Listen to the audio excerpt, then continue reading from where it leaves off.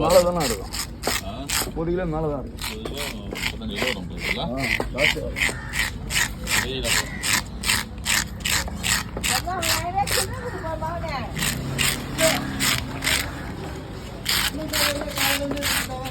பெரிய பிரேக்ஸ் இல்லைண்ணா, அங்கேருந்து எடுத்துட்டு அந்த பூவான இருந்து கிட்டத்தட்ட ஒரு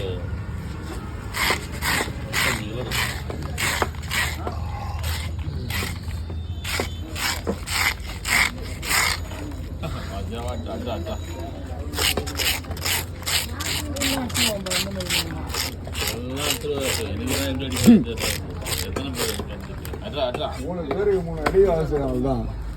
அதுதான்